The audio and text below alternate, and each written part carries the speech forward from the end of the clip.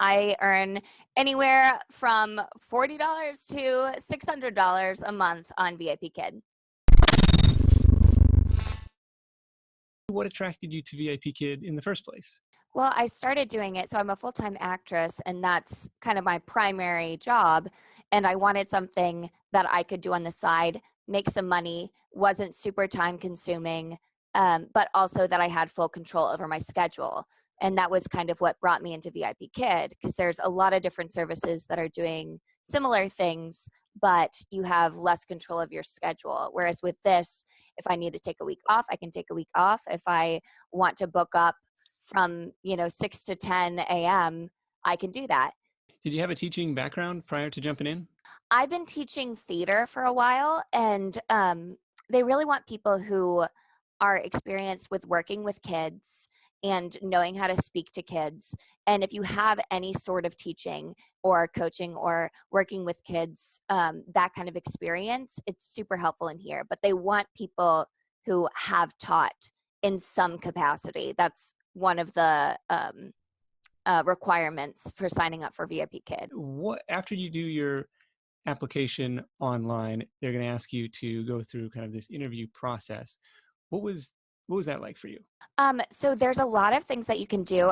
It's interesting with a service like VIPKid because so many people are like, I have taught in the past and I'm a great teacher and I'm already set to be able to teach this. I have some friends who are like, yeah, I'll just sign up and do my mock trial and it's going to be great, who are fantastic teachers but have failed their mock classes because what they're looking for is very specific. They want everything to be organized. They have a certain style of teaching that is very important to them as a whole, because your kids are being taught by a bunch of different teachers, and if you're approaching it in a similar way, there's more consistency for them. Okay. So, Yeah.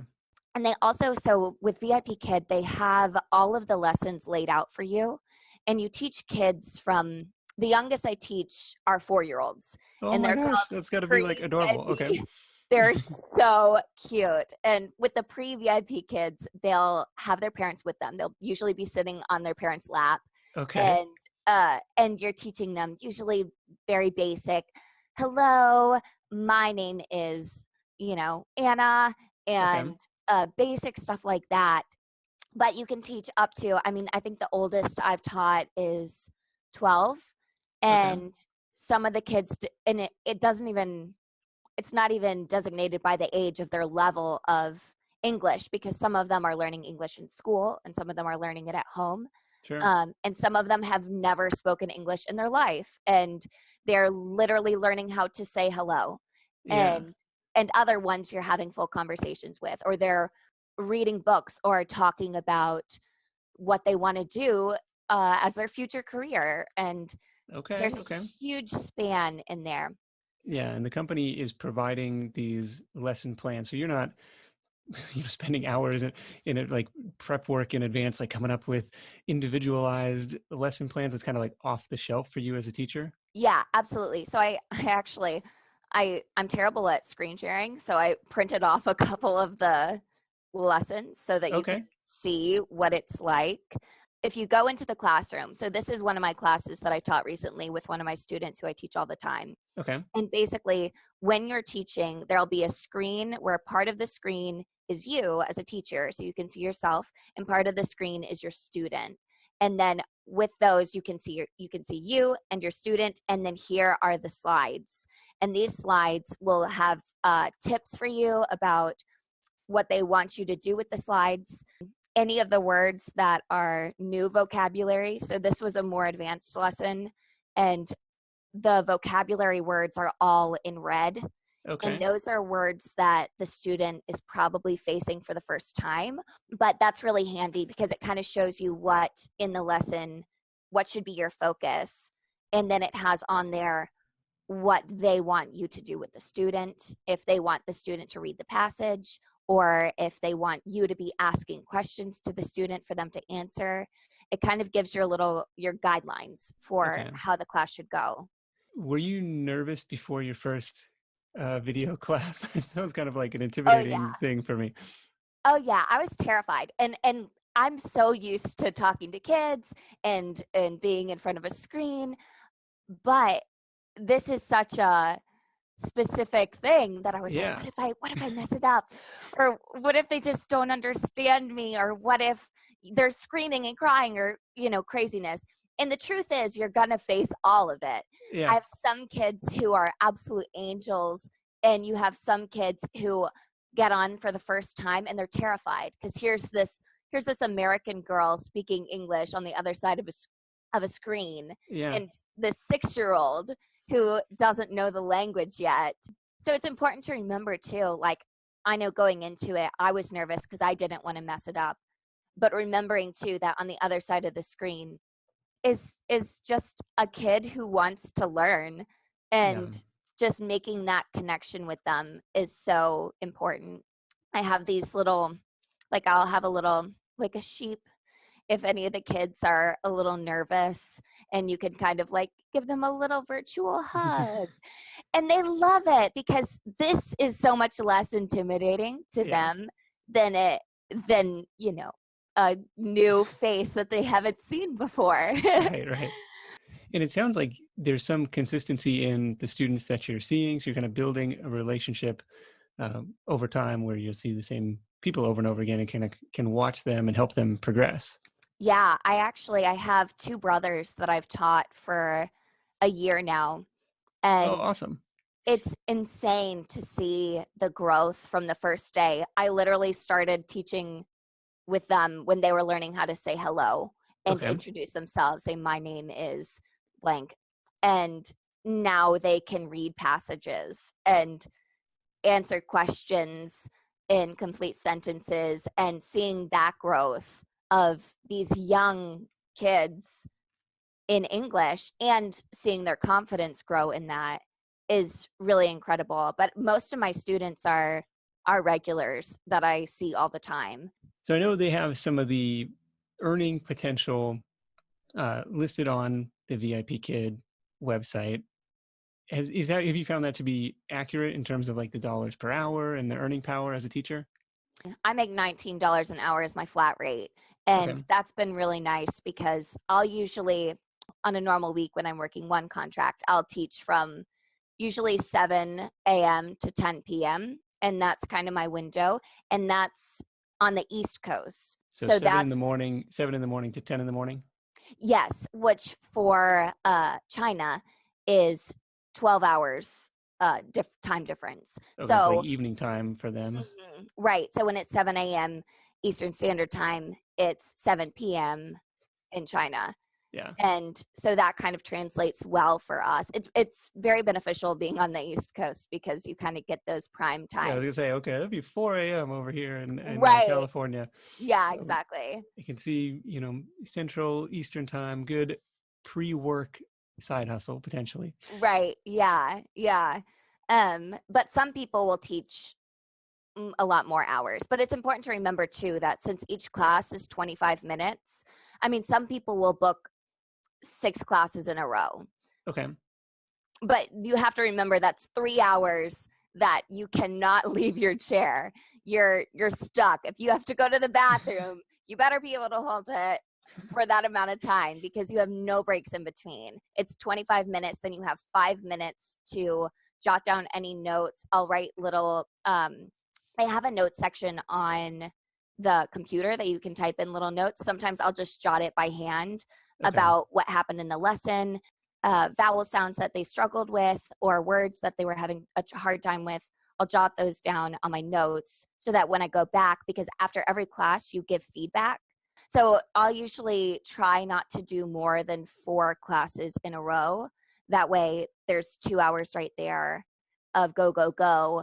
And then usually 30 minutes to write in some feedback, collect my thoughts, maybe get some coffee, Yeah. maybe go to the bathroom. But for every class, the feedback that you write at the end of the lesson, that's what's going to the parents to tell them what they were learning during the lesson, what they're improving on, what they did a great job with, what they might need a little more work on. That way, for your next lesson, they can prep for that. Yeah. Okay. Yeah. $19 an hour working from home in your spare time. Oh yeah. That's not a bad gig. It sounds like it's something that you really enjoy. Now I'm Yeah. curious, how far in advance are you committing to that time block? Because it sounds like your regular schedule it ebbs and flows a little bit. And so curious, like, oh, I had something come up, I can't make it. Like, what's that scheduling like? There's a little bit of flexibility in that you do have a window where you can cancel a class if you need to. It's not ideal. I've only had to cancel, I think I've only canceled 2 classes in the whole year and a Yeah, half yeah, that yeah. I've been with the company. And you can actually, so for some of the classes, they'll want to book you 2 weeks in advance for a specific time on a specific day.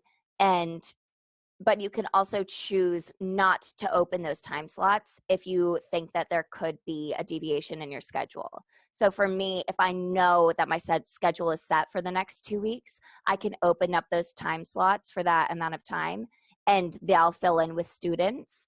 And if there's a time where I'm not totally sure, I won't open up until the Saturday before that week, or sometimes the Sunday before the week. And I'll open up some of those slots to get those filled once I have a more definite idea of what my schedule looks like. Okay.